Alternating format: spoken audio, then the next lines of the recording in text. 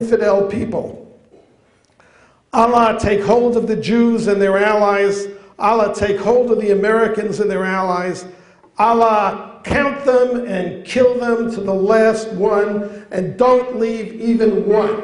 That's everybody in this room, in case you didn't get the point. Hamas is an enemy of all Americans. Hamas is an enemy of all Jews.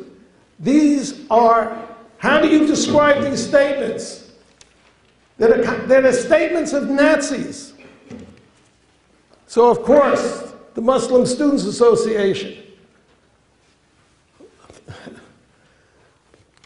wants to make me take my words, and instead of saying Hamas are Nazis, say all Muslims are Nazis. That's the accusation being made against me at UC Santa Barbara, where I'm speaking in 2 weeks. And it's designed, just like the attacks on me at this campus, to make people not listen to what I say. Now, if these quotes are not quotes, you got a legitimate argument against me. Unfortunately, for all the progressives in this room, these are the facts. And what the Daily Bruin wouldn't let you read is also a fact. There is no occupied Palestine. The claim that that Israel occupies Palestine is a lie. Wait. That's not an opinion. It's a fact. Because Israel was created on land that for 400 years, that's longer than this country has existed, for 400 years previously, was land owned by the Turks. And the Turks are not Arabs, and they're certainly not Palestinians. I got more news for you. How many people under the age of 25 in this room know what I just said? That Israel was created, yeah. Some education you're all getting. Land owned by the Turks. There were other nations created out of the Turks. Why were the Turks allowing this to happen, you might ask? Okay. They chose the wrong side in World War I. They lined up with the... Why were the Turks allowing this to happen, you might ask? Okay. They chose the wrong side in World War I. They lined up with the Germans, and they lost. And one of the rules of war is, when you lose, the victors get to redraw the map. That's just the way it works. Now, you may argue with that right or wrong, but here are the other nations that were created that way out of the Turkish Empire. Syria, Iraq, Lebanon, and Jordan. And Jordan is 70% composed of the same people, ethnically, that live on the West Bank and in Gaza. In other words, Palestinian Arabs. And by the way, nobody even called Arabs Palestinians until 1964. Israel was created in 48. If you said Palestinian in 1946, you were referring to Jews. Because the Arabs see themselves as one nation. And they all speak the same language, and they basically have the same religion. There are Christian Arabs, but they're disappearing. Why? Because the Muslim Brotherhood and its offshoots, Hamas, the Muslims of the Middle East, are slaughtering Christians and driving them out. Half, and this is true in countries like that we liberated, Iraq has lost half its Christian population. They're blowing up churches and killing them. Infidels. You can't say what I'm saying without being attacked as a racist and an Islamophobe, even though everything I have said is a fact, and you could even, go in any encyclopedia and look it up. Simple facts.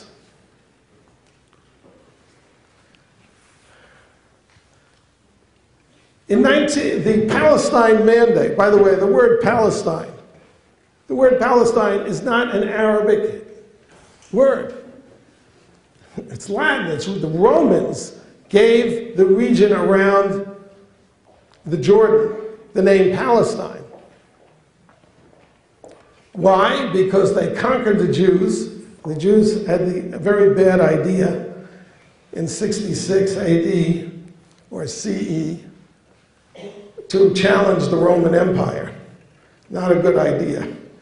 And they were crushed and decimated and scattered. And the Romans, to humiliate them, gave their homeland, which is Judea and Samaria. How many people know where Judea and Samaria is located? It's the West Bank. That is the homeland of the Jews, which they gave up in 1948 just to have slivers of land which were mainly desert out of the Turkish Empire. Turkish Empire, not Arab. The Romans gave this the name Philistine, means Philistines, who were not Arabs. The Arabs weren't even in the area in 70 AD CE. They weren't even there. Now it happens that the Palestine Mandate, it refers to a geographical region, not an ethnicity, not a people. It was promised to the Jews as part of the Roman Empire that was going to be, of the Turkish Empire that was going to be divided. In 1922, Churchill signed away 80% of the Turkish land promised to the Jews and created the state of Jordan. And yes, it was part of the British attempt to control the oil of the region. 70% of Jordan are Arabs from this Palestine region. Jordan is not ruled by these people. It's ruled by a Hashemite minority. Is there one call on the progressive left or among the Muslim Students Association to liberate Jordan for self-determination of Palestinians in Jordan? No. Because this is not about a state for Palestinians. The war is about pushing the Jews into the sea, destroying the Jews. That's what it's about.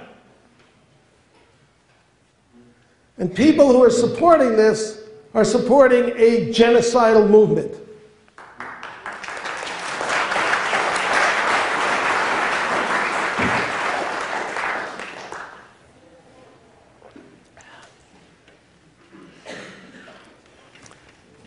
Now, I'm very confident that even though this is being videotaped, absolutely nothing that I say will be reported accurately on this campus or on the internet. I will give you an example.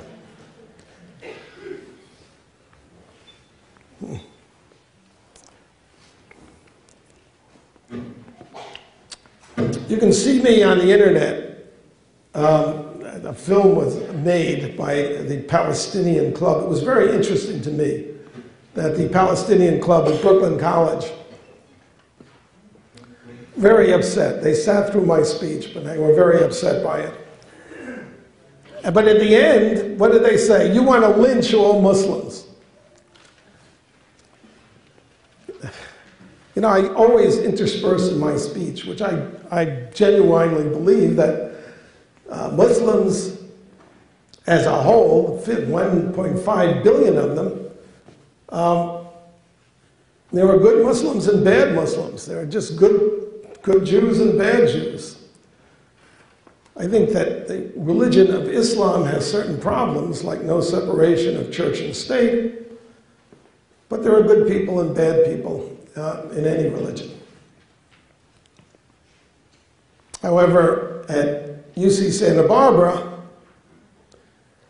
the finance chair of the Student Activities Board, or whatever it is, who had wanted me to get zero funds to get there. Oh, and I should have pointed this out. The students asked the Student Activities Board, I mean, in order to have a speaker, it costs money. You have to have this system, the AV system, security, and you generally have to pay honorarium and travel for the speaker. The students here asked the Activities Board, or the student government, for less money than I get just for my honorarium, just as a normal fee. They asked for $4,000. They were given $400. Why were they given $400 and not zero? Well, because the law says that you can't use student fees to advance a political cause, and you can't deny them for political reasons. That's your old First Amendment. Of course, $400 is just as good as $0. And yes, I am consulting my lawyers on this one. Unfortunately, conservative students, this is changing, but not fast enough, are relatively passive. And basically, they say to themselves, when I talk to the students, the same thing happened at UC Santa Barbara. I said, why did you ask for so little? I mean, they asked for $1,700. I said, because we knew we wouldn't get it. They're victims. This has got to change. For the conservatives here, this mentality has to change. You ask for the moon, and then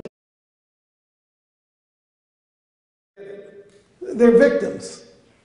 This has got to change. For the conservatives here, this mentality has to change. You ask for the moon, and then you maybe get what you need.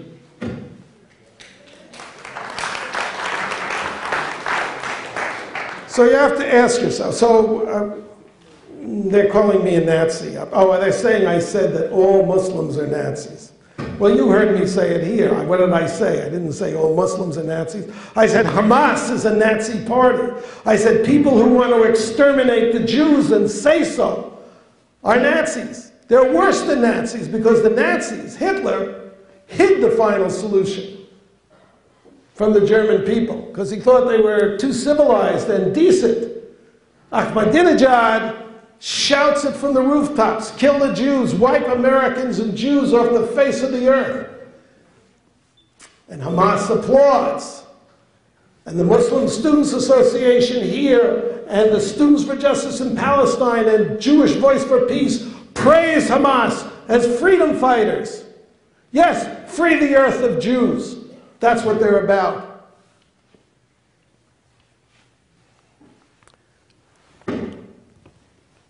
So you will see also, you can see on the internet a film that was made by the Palestine Club at Brooklyn College when I spoke there, and severely edited and cut so that you see me saying conclusions without ever hearing what I had to say to lead up to the conclusion.